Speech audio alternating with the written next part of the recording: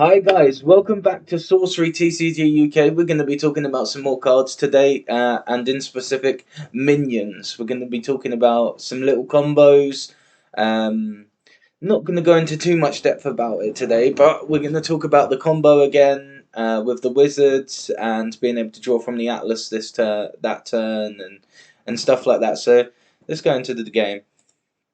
So here we have the wizards. So this was something I briefly touched on in the last episode, talking about how on turn two, if you play a tower, you can draw from the atlas that turn because you're actually going to get your draw from the spellbook from the wizards. It's really good. It's just like this. I wouldn't surprise me if we see this in most decks moving into the future.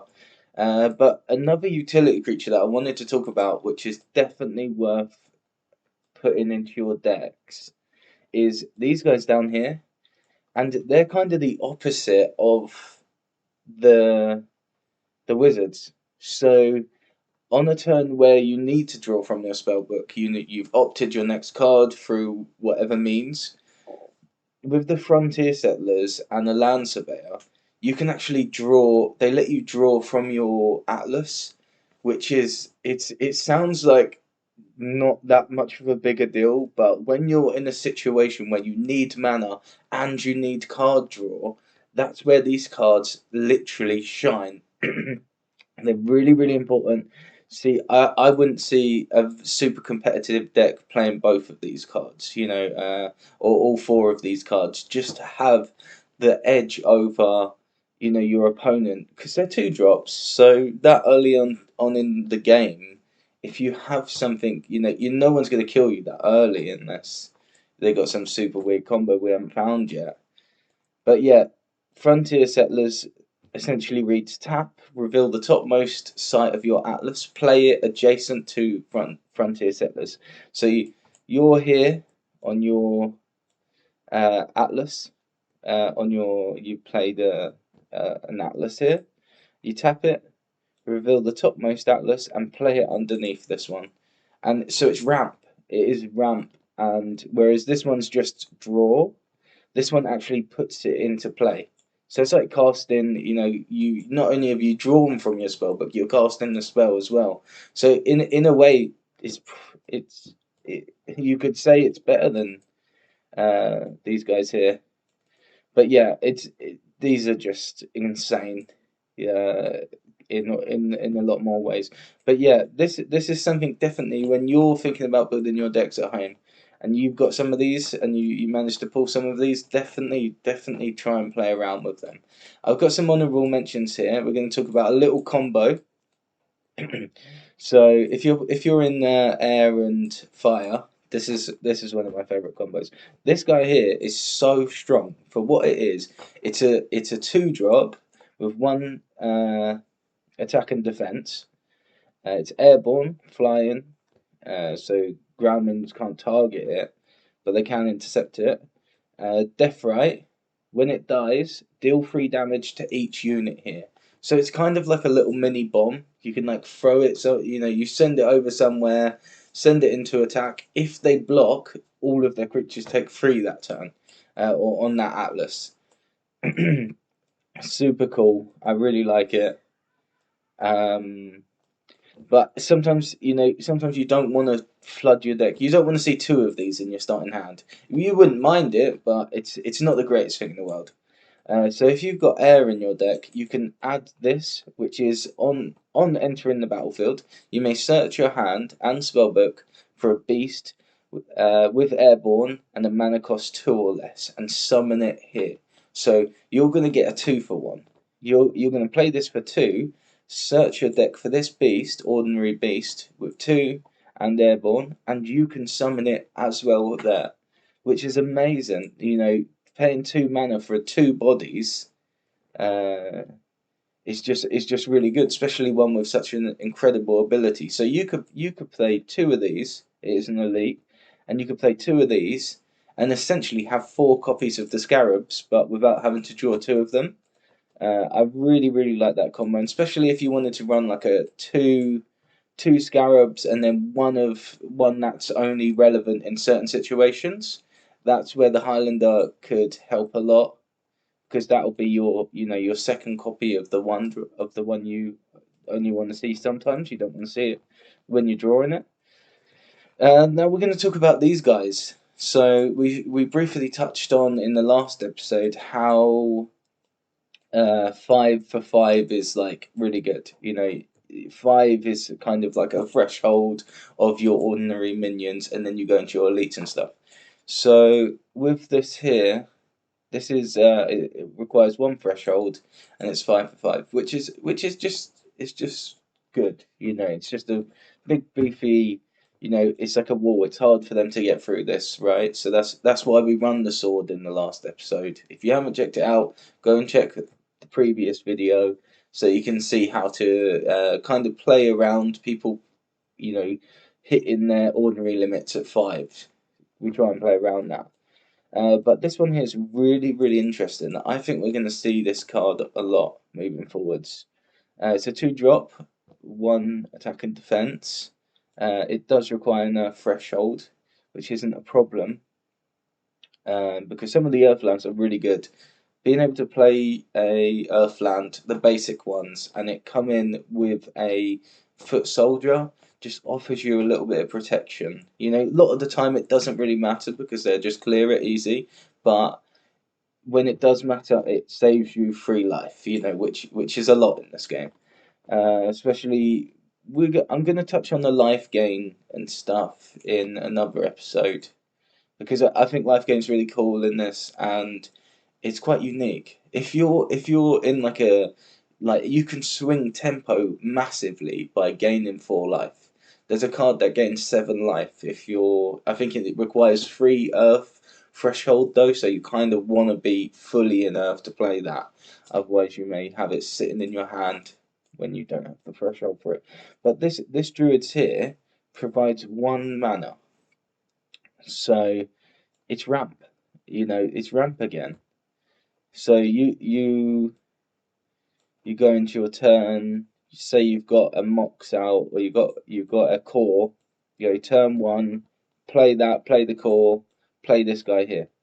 You've got, and then turn 2, you play a land. So 1, 2, and then you've got the core, which is 4. That's 4 mana. Tap this guy.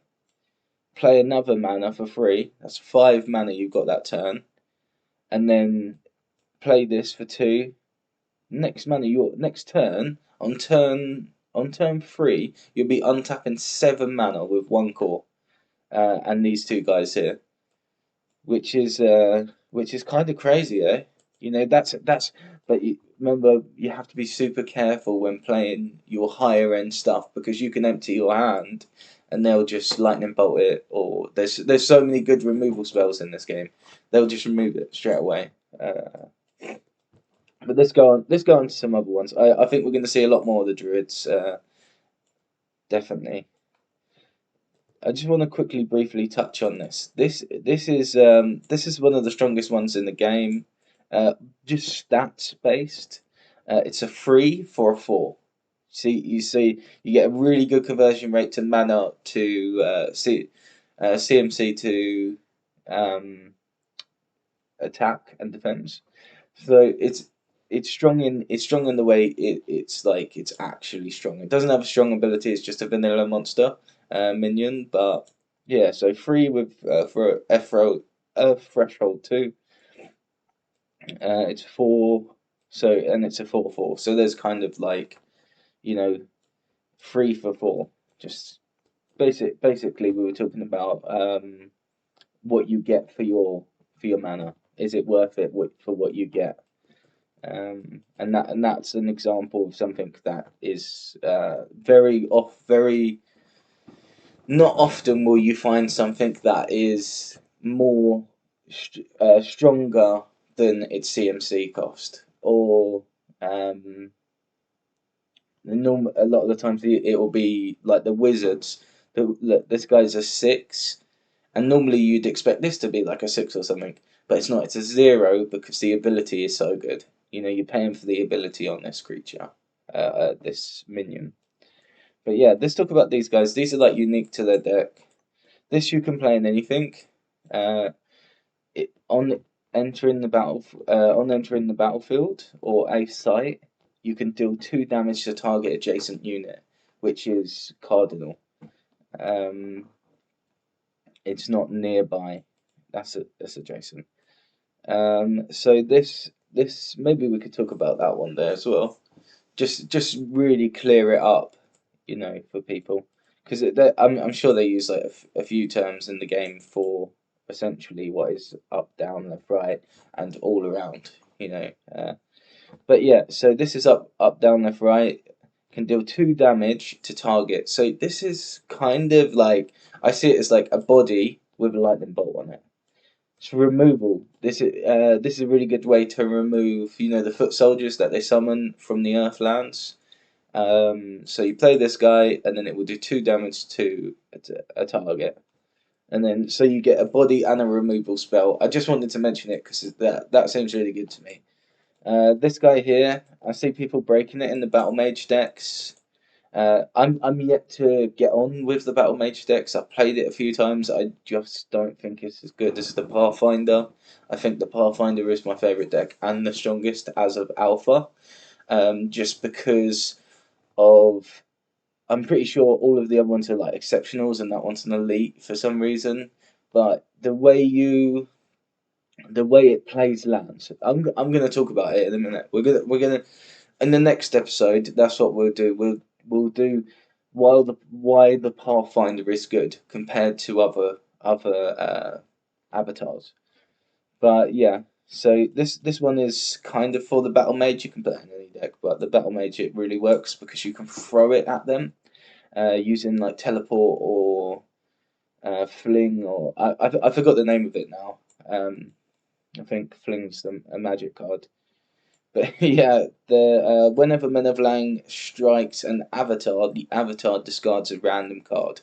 So this is so good in their decks because on turn 2 with ramp they play it and then throw it at the avatar. And then the avatar, because it's only turn 2, turn 3, you can take advantage of the weaker decks who won't have something to play on those turns, powerful enough to block this, or relevant enough. You know, I think turn 1 they could throw this at you, you know, which is just crazy because next turn they'll just play as Atlas and pass turn. So super good in the lane. It's funny as well.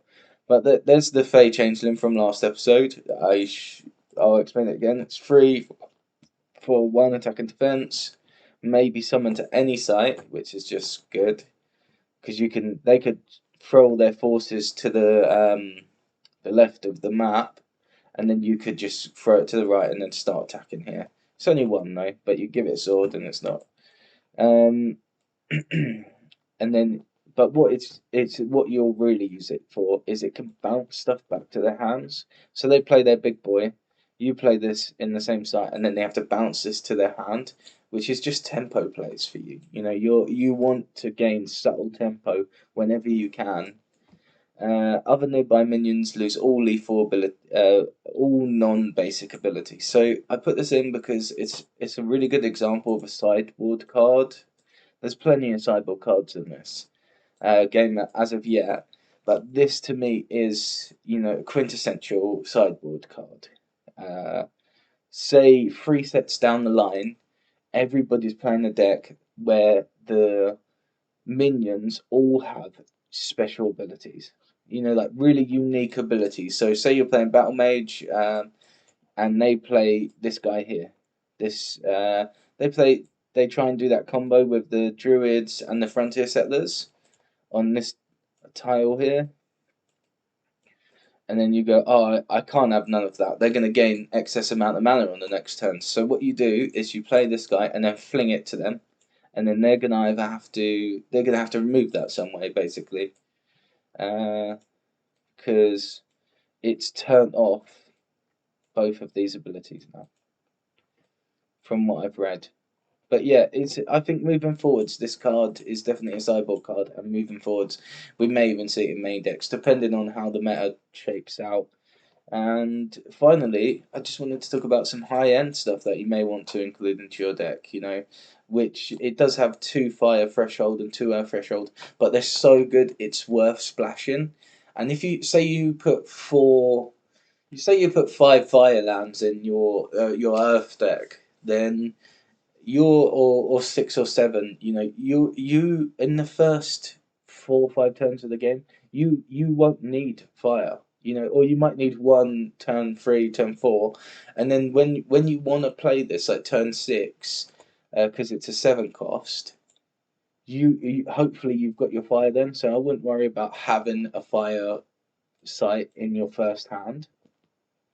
But on entering the battlefield, Genesis, kill all other minions, which is just, it's incredible. It's a board wipe. You wipe the whole thing. I don't know how the horse must just go and just run across the whole field, but yeah, it happens. And this kind of has the same thing.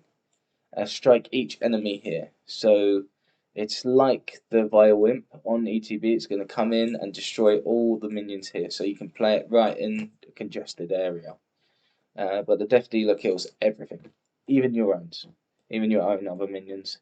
But I hope you got some ideas of some good minions to include in your deck.